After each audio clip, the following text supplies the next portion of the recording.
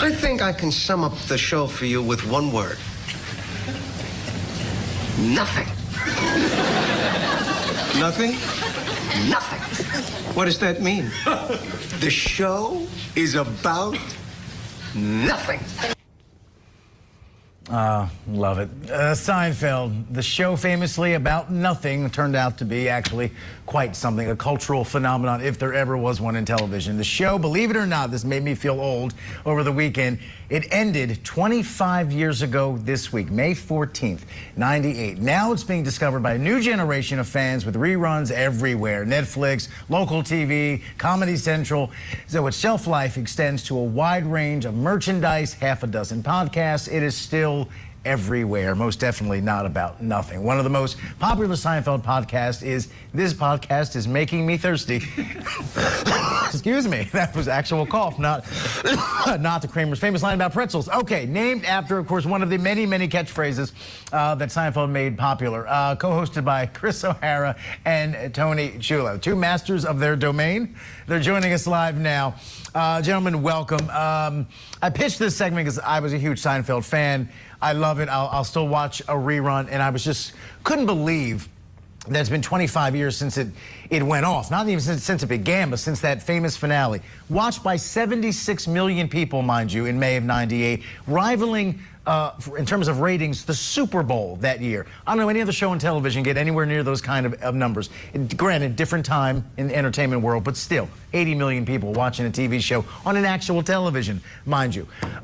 Just talk about briefly, each of you, why you think it became so huge and now, quarter century later, is enduring. Yeah, and you mentioned the Super Bowl, and we always compare that finale you talked about to the Super Bowl. It's one of those things where it's like everyone tuned in, right? And yeah, I think the legacy great is funny's funny, right? I think just George and Jerry, everyone can relate to them. Just two friends, just trying to figure out things with women and everything else, right? So I think it's just very relatable, and Jerry's observational humor really I think rings true as well. So I think it's just something that everyone can relate to. You agree with that? I do, and Rob, after this segment, I think we're going to get Seinfeld-like ratings, so we're excited about that for you. Oh, I wish. But yeah, I mean, it's, you mentioned it's a show about nothing. It's not a show about nothing. It's a show about friendship. It's a show about loyalty. It's a show about connection, and we can all relate to these characters in some crazy way, right? I mean, I think we all look at each other and say, I'm Jerry, or I'm George, or I'm Kramer in some way every day. And I heard someone really describe it in such a great way, to your point. Dubbed a show about, this was in the Washington Post, dubbed a show about nothing, but it was actually a show about everything. Life's daily ups and downs, irritations and challenges, albeit taken to absurd extremes, told through a quartet of self-absorbed 30-something friends. I think that's a fair characterization of it. The finale, people always talk about it because most people, it was critically panned. Larry David came back to write it after a 2-year hiatus. And people didn't seem, even the ratings were huge, people didn't seem to like it.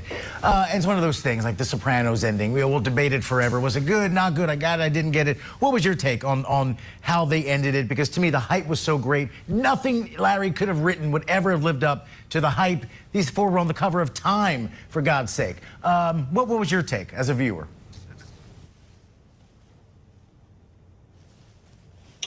It's an impossible task to have a great finale, as you mentioned. I think they did a fantastic job. I mean, all these years later, the show was, I think the unselfishness of the show and Jerry in general was letting the guest stars shine. So this was an ode to the guest stars and bringing them all back. That's what made this show special, Rob.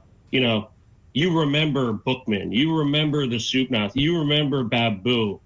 No other show really had guest stars that were that memorable. And for Larry to really, put them out front, it says a lot about their character.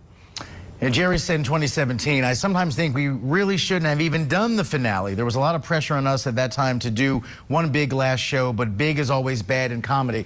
They've joked about it in typical, I think, true to form, which I think is fantastic. Well, reason I like the finale is because, two, it's a finale of a TV show. Let's not overthink it. But two, it was a comprehensive reminder that fundamentally these were four awful people, and that's exactly why we love them, because they were neurotic and selfish and self-absorbed and unsympathetic to anyone but themselves, and that's why people liked it, because it was a reflection of some of the things we all think and feel but would never say, but they said it. Do you agree with that? Yeah, and I think also, you know, the show at its core was no hugging, right? It wasn't about, Right. you know, they didn't want to do that emotional, you know, go away and things like that. So I think they stayed true to that. It wasn't going to be crying kind of farewell thing where they're going to be hugging and stuff. So I think you're right. What the core show was about. I read an interesting piece in the New York Times that somehow the show struck differently during COVID, which obviously we were all living in a bizarro world. I forgot there was an episode of that too, Bizarro World in Seinfeld. I didn't even say that intentionally. Anyway, but she put it like this. These characters openly mocked the notion that professional success, marriage, and parenthood were the cornerstones of existence. And if you think about it, they did. It wasn't about the family, it wasn't about the kids, it was about them and their adventures.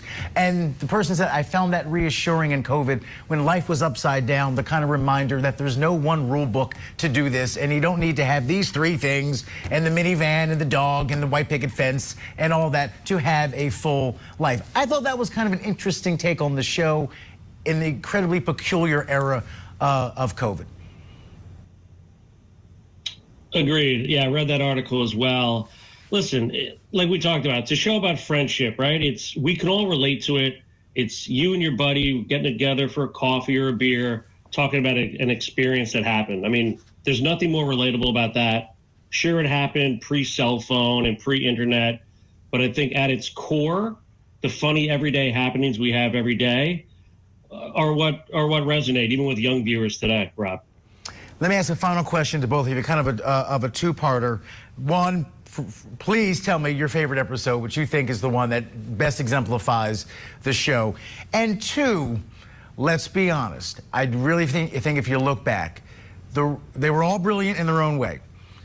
Larry David was the comedic genius behind that show. Those last two seasons where he was not there, the show wasn't quite as sharp as it was when he was there. So one, your favorite episode, and two, let's emphasize, as great as Jerry and Lane and George and Kramer all were, Larry David really is the godfather of that whole operation. And I'm just curious as to how you would describe his role in the series. Chris, let's start with you. You're spot on, Rob. I mean, we're very critical of seasons 8 and 9. We think, and Jerry gives full credit to Larry. I mean, they had a ton of writers that wrote all these scripts, but at the end of the day, it came back to Larry, and he kind of did his magic, if you will. But the other four were critical. Let's not, we won't knock them too much, but Larry definitely, he brought this to another level. And as far as favorite episode, it depends on the day, Rob, right? It could be anything from the red dot to the marine biologist to the limo are kind of my top three. Marine biologist. I read an article about that George did that in one take. One take, he nailed the old angry man. He was angry that day, my friends, that whole package. Over to you, sir. Yeah, we talked to hundreds of guest stars and writers on the show, and what we learned from them is Larry David touched every single script when he was there. Every writer told us Larry David had his hand on every single script, and when he left, that was missed, and it was surely missed. Like Chris mentioned, we are a bit critical on 8 and 9, but it's still a great show. Went out on top, and to each their own with that. But I think I echo Chris. Our favorite episodes really are in seasons 3 through 5, most likely. I think the show that epitomizes the core of the show the most might be the boyfriend early on, where Jerry and George kind of do everything they can for each other, and Jerry's willing to lie for George all the time and just kind of help him out. It's just like Chris said, it's a loyalty between friends, and that's why we love them, and that's why the show is still on today, that everyone's still enjoying it. The phrase cultural phenomenon can somewhat, get overused by us in the media. But I think for that show, the fact that we're talking about this 25 years after the finale is proof it really was unlike anything else on television in terms of quality and longevity. It really is. And I'm glad to know I'm not the only one obsessed. Chris and Tony, thanks for making me feel less lonely in terms of my obsession with Seinfeld. And thanks for being with us this morning. Really appreciate it. And we'll be back with more after this.